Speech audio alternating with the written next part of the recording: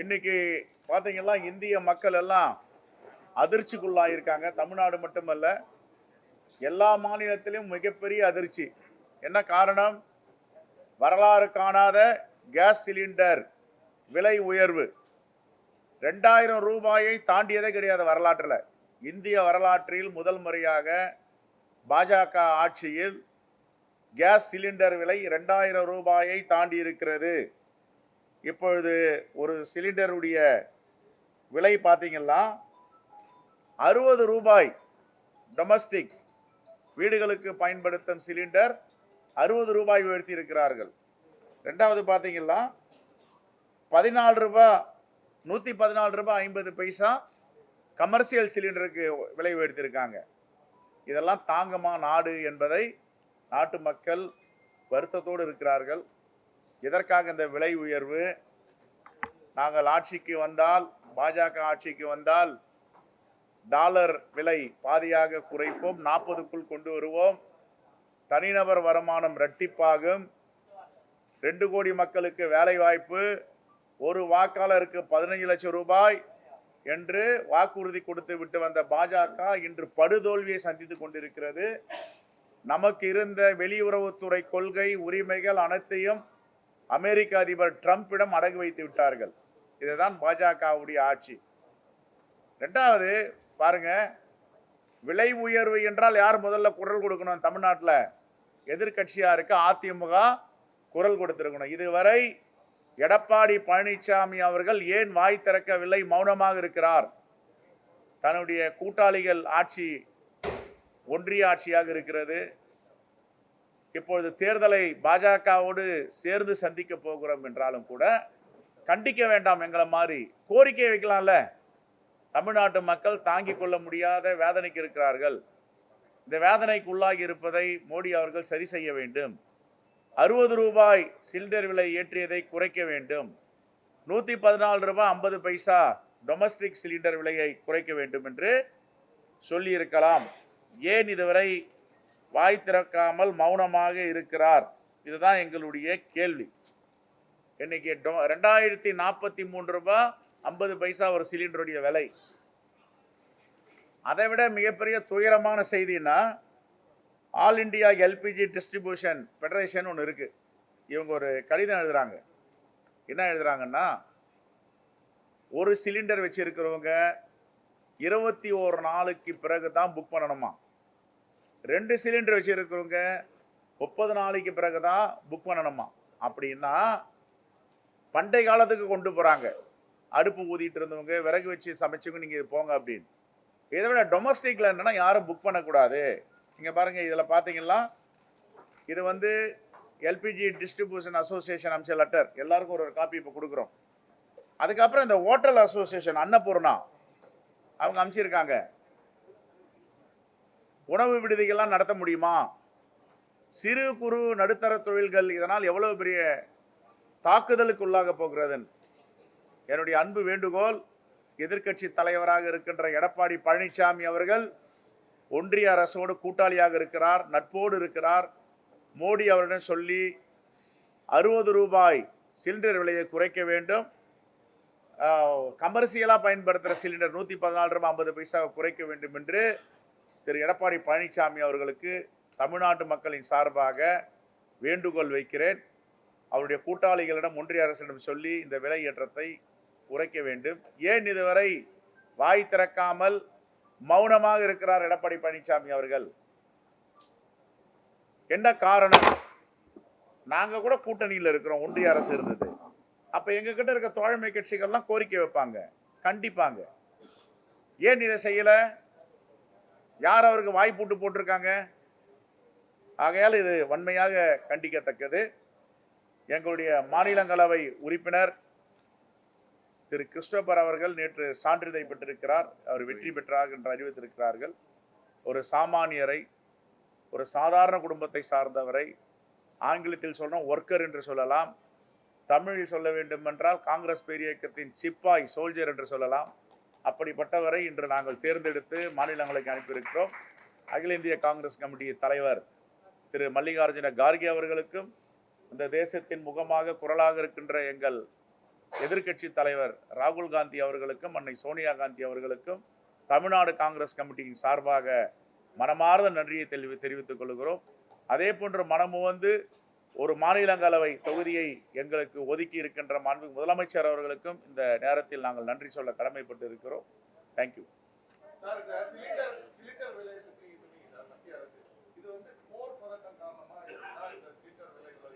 Right right. விலை ஏற்றக்கூடாது.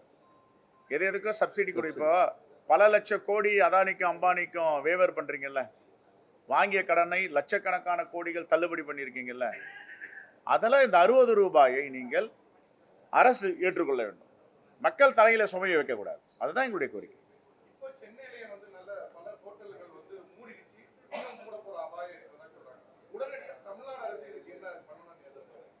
Petroleum ministry not under control of the Tamil Nadu government. Tamil Nadu இதில் என்ன பண்ணோம்? ஐஓசிக்குள்ளே பூந்து கொண்டு வர முடியுமா? இந்தியன் ஆயில் கார்பரேஷனில், இந்துஸ்தான் பெட்ரோலியத்தில், பாரத் பெட்ரோலியத்தில், செல்லில், எஸ்ஓவில் இவங்க எப்படி போக முடியும்? நயாராவில். இதை செய்ய வேண்டியது ஒன்றிய அரசு, மோடி அரசு பண்ணணும். நம்ம எடப்பாடி பழனிசாமி அவர்கள் எதிர்க்கட்சி தலைவராக இருக்காரு, கோரிக்கை வைக்கணும், போராடி தமிழ்நாட்டு மக்களுக்கு நல்லது செய்யணும். ஏன் வாய் திறக்காம இருக்காரு? கூட்டாளியா இருக்காருல்ல, ஏன் வாய் திறக்காம இருக்காரு?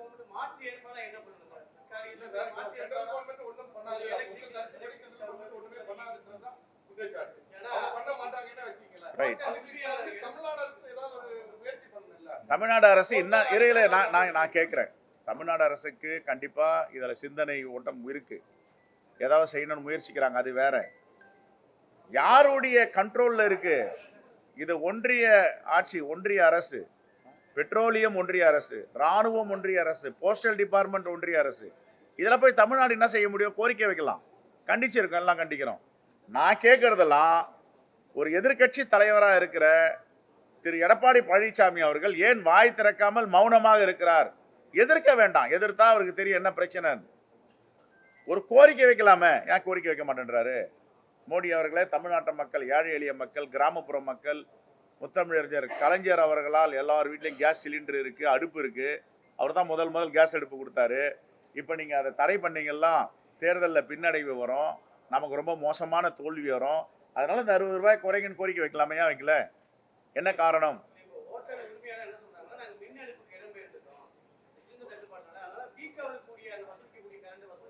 சார், மின் அடுப்பு போறதுன்றது வேற. அடுத்த கட்டத்துக்கு அவங்க நகர தான் செய்யணும், வேற வழி கிடையாது. இது மாதிரி இருக்கும்போது என்ன பண்ணணும்? மின் அடுப்பு, மின்சாரம் இல்லைன்னா என்ன பண்ணணும்? விறகுக்கு போகணும். எவ்வளவு பின்னுக்கு தள்ள முடியுமோ தமிழ்நாட்டு மக்கள் அவ்வளவு பின்னுக்கு தள்ளிட்டு இருக்கு ஒன்றிய அரசு, அதுக்கு துணை போகுது அதிமுக. நாங்க கேட்பது எல்லாம் தேர்தல் நேரத்தில் கூடவே ஏத்துவீங்க. பட்ஜெட்ல நிதியில அறிக்கையிலே தமிழ்நாட்டை மறந்துட்டீங்க. தமிழ்நாட்டுக்கு எவ்வளவு நிதி ஒதுக்கினாலும் பாஜகவுக்கு தமிழ்நாட்டில் இடம் இல்லைன்னு நிதி ஒதுக்கல. ரைட். இது எதுக்கு இந்த 60 ரூபாய் சுமையை வைக்கணும்? 114 ரூபாய் 50 பைசா சுமையை வைக்கணும்? ஒரு 2 இட்லி போய் சாப்பிட முடியாத சாமானியர்கள். அதனால இது வன்மையாக கண்டிக்கத்தக்கது. காங்கிரஸ் பேரியக்கத்தின் சார்பாக மகிழா காங்கிரஸ் அங்கங்க ஆர்ப்பாட்டம் பண்ணிட்டு இருக்காங்க. இந்த விலையேற்றத்தை திரும்ப பெற வேண்டும். தேங்க்யூ.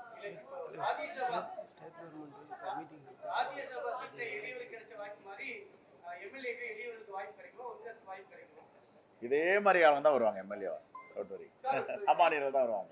கட்சி தொடர்கள் தான் வருவாங்க.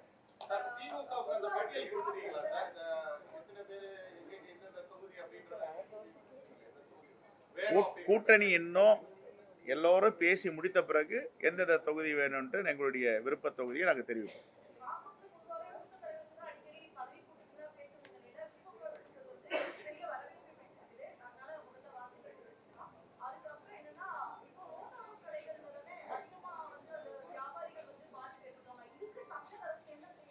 ரோட்டோர கடைகளில் சிலிண்டர் வச்சு தானே அடுப்பு வைக்கிறாங்க.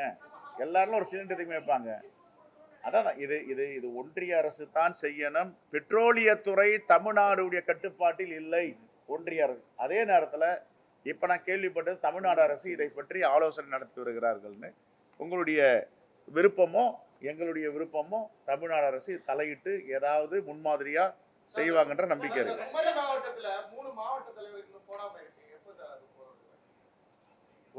கன்னியாகுமரி வெரி ஷார்ட்லி போட்டுருவோம்.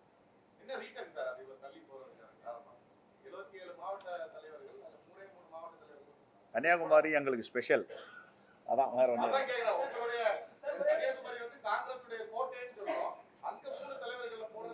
அதனால்தான் இல்லை இல்லை, அங்கே அங்கே நல்லா பணியாற்றிட்டு இருக்காங்க. தேர்தலில் அவங்கள தொந்தரவு பண்ண வேணாம் அப்படின்ற மாதிரி ஒரு பார்வை இருக்கு. இன்னும் ஒரு 2 3 நாள்ல தெரியும்.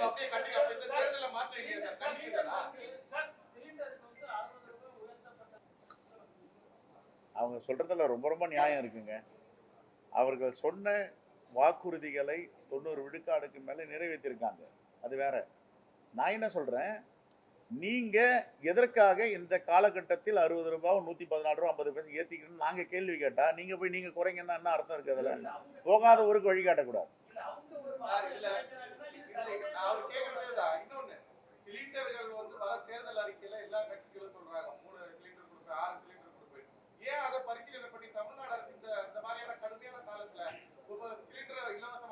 இல்ல, இப்ப அனைத்து அமைப்புகளையும் கூட்டி தலைமைச் செயலாளர் தலைமை கூட்டம் நடந்துட்டு இருக்கு.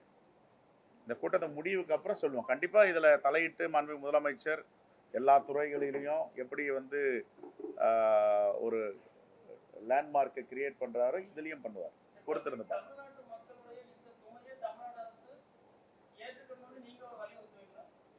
இது ஒன்றிய அரசு கட்டுப்பாட்டில் இருக்கிறதுனால நம்ம இதை வலியுறுத்த முடியாது.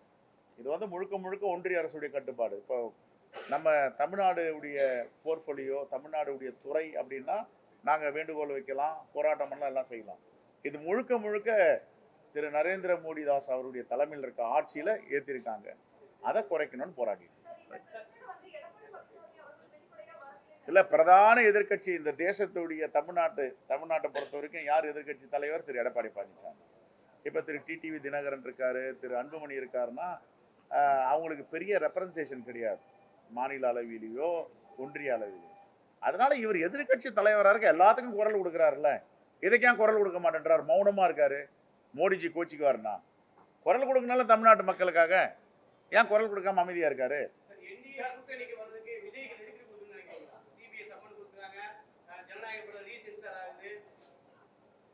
இதை பத்தி எங்களுக்கு இதை பத்தி கருத்து இல்லை.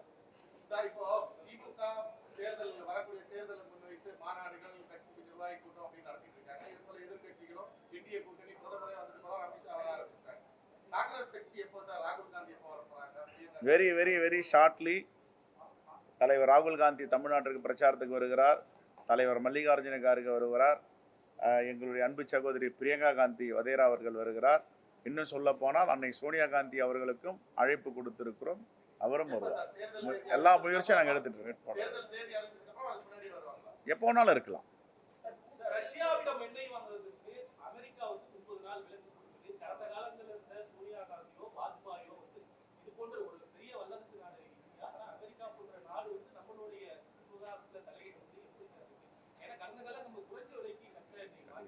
இப்போ இந்தியாவை வந்து ஆளுவது நம்முடைய பிரதமரா அமெரிக்க ஜனாதிபதியான்னு பார்த்தா அமெரிக்கா தான் இப்போ ஆண்டுட்டு இருக்கு.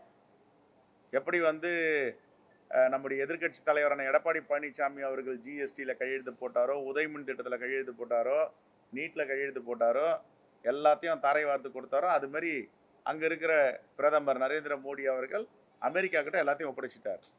இந்தியாவை ஆளுவது அமெரிக்கா, அதான் ஆண்டுகிட்டு இருக்காங்க. காங்கிரஸ் கூட்டணி வந்து திமுக தலைமையிலான கூட்டணி ஒண்ணுமே உடன்படல, ஒண்ணுமே நடக்கல அப்படின்ற மாதிரி விமர்சனங்கள் எல்லாம் முன்வைச்சார். இப்ப என்டிஏ கூட்டணியில தொகுதி பங்கீடோ பேச்சுவார்த்தையோ ஒண்ணுமே நடத்தப்படாத ஒரு சூழ்நிலை. நீங்க எப்படி பாருங்க? நீங்களே எல்லாம் பதிலே சொல்லிட்டீங்க. கேள்வியிலே அடங்கி போச்சு. கடை திறந்து வச்சிருக்காங்க, யாரும் போக மாட்டாங்க. நான் ஏற்கனவே சொன்னேன், அந்த என்டிஏ கூட்டணி என்பது முழுகும் கூட்டணி. அதில் யார் ஏறாங்களோ முழுக போறாங்க. அதனால யாரும் அங்கே போக மாட்டாங்க. இங்க பாருங்க, எல்லோரும் வந்து தமிழ்நாட்டை காப்பாற்றணும், தமிழ்நாட்டை தலைநிமிர வைக்கணும், தமிழ்நாடு மண்ணை பாதுகாக்கணும்னு எல்லோரும் வரிசையாக எங்கள் கூட்டணி பின்னாடி வராங்க. ரெண்டுத்துக்கும் உள்ள வித்தியாசம் தான். தமிழ்நாடு மக்கள் ஏற்கனவே தீர்மானிச்சிட்டாங்க, 210 தொகுதிகளுக்கு மேலே எங்களுடைய இந்தியா கூட்டணி திராவிட முன்னேற்ற கழகத்தின் தலைமையில் வெற்றி பெறும்.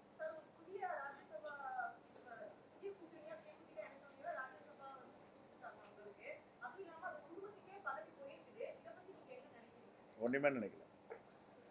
Right, thank you.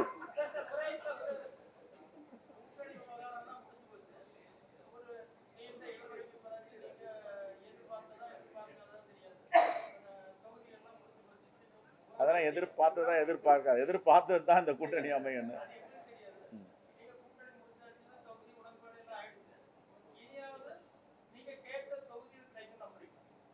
ஏங்க நான் பல முறை சொல்லியிருக்கேங்க, நம்ம மாண்புமிகு முதலமைச்சருடைய தேர்தல் அனுபவம் எனக்கு கிடைச்சது என்னன்னா, கம்யூனிஸ்டுக்கு வந்து கோயம்புத்தூர் தொகுதியை ஒதுக்குனாங்க.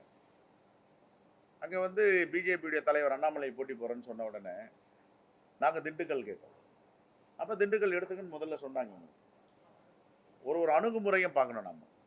அப்போ அங்கே அண்ணாமலை வந்த உடனே அவரை ரொம்ப படுதோல்வி அடைய வைக்கணும், அந்த வலு கம்யூனிஸ்ட்டுக்கு கொடுத்துடக்கூடாதுன்னுட்டு எனக்கு காலையில் ஃபோன் பண்ணி, முதலமைச்சர் இல்லைங்க இது மாதிரி இருக்குது, நம்ம கம்யூனிஸ்ட்டுக்கு கூட்டணி கட்சிகளுக்கு பாரத்தை கொடுக்கக்கூடாது, அந்த பாரத்தை நான் ஏற்றுக்கொள்ளுகிறேன்னுட்டு அவர் ராஜ்குமார் என்ற மேயராக இருந்தவரை கோயம்புத்தூரில் போட்டு ரொம்ப எளிதாக சுலபமாக படுத்துட்டே ஜெயிக்கக்கூடிய திண்டுக்கல்ல கம்யூனிஸ்டுக்கு கொடுத்தாங்க, சிபிஎம் கொடுத்தாங்க. இதுதான் மாண்புமிகு முதலமைச்சருடைய கடந்த கால வரலாறு. அந்த பார்வை, அவருடைய பார்வையை நான் ரொம்ப அதிர்ச்சியாக பார்த்தேன். முன்னாடியெல்லாம் ஒரு காலத்தில் எல்லாத்தையும் ஜெயிக்கிற தொகுதியை உங்களுக்கு கொடுத்தா எப்படி, இதையும் கொஞ்சம் எடுங்கன்னுவாங்க. இப்போ அப்படிலாம் கிடையாது. எங்கே பிரச்சனை இருக்குது அங்கே அவர் ஃபைட் பண்ண தயாராக இருக்கார். தோழமை கட்சிகள் சங்கடப்படக்கூடாது, நல்ல தொகுதியை கொடுக்கணுன்றது இந்த ஒரு உதாரணம், திண்டுக்கல் கோயம்புத்தூர் உதாரணம். ஓகே, எங்ககிட்ட யாரும் சொல்லலை, நாங்களும் யாருக்கிட்டையும் சொல்லலை. அதனால் உங்கள் மனசில் என்ன தோணுதோ எல்லாத்தையும் நீங்கள் சொல்லியிருக்கிறீங்க, இதையும் பரிசீலனை பண்ணுங்கள். தேங்க்யூ. ஏற்கனவே இதை வன்மையாக கண்டிச்சிருக்கோம். இனி வரும் காலங்களில் இப்படி நடக்கக்கூடாதுன்னு சொல்லியிருக்கோம். ஒருத்தன் ஃபுல்லாக குடிச்சிட்டு வந்து ரோட்டில் போகிறவங்க வரவங்கெல்லாம் பைத்தியகாரத்தனமாக வெட்டுறான்னா அந்த கோழையுடைய செயலை பார்த்து ஒட்டுமொத்த தமிழ்நாடே சட்டம் கெட்டு போயிருக்குன்னு சொல்ல முடியாது. இதெல்லாம் யாரும் வந்து சரின்னு சொல்லலை, தப்பு தான், நடக்கக்கூடாது, கண்டிக்கிறோம். இனி வரும் காலங்களில் எங்கேயும் எவனும் கத்தியை தூக்கக்கூடாது, துப்பாக்கி தூக்கக்கூடாதுன்னு சொல்லிட்டு இருக்கோம். வன்முறையை ஒருபோதும் ஆதரிக்க மாட்டோம். ஆனால் இது இன்னும் அந்த உளவுத்துறை எங்கெங்கெல்லாம் இது பிற நபர்கள் இருக்காங்கன்னு குறிப்பாக எங்கே டென்ஷன் டிஸ்ட்ரிக்ட் இருக்கோ அதை இன்னும் சீர்தூக்கி பார்த்து ஆய்வு பண்ணி இனி வரும் காலங்கள் நடக்கக்கூடாது. இனிமேல் ஒருத்தனும் கத்தி தூக்கக்கூடாதுன்ற அளவுக்கு கடுமையான நடவடிக்கை இருக்கும்.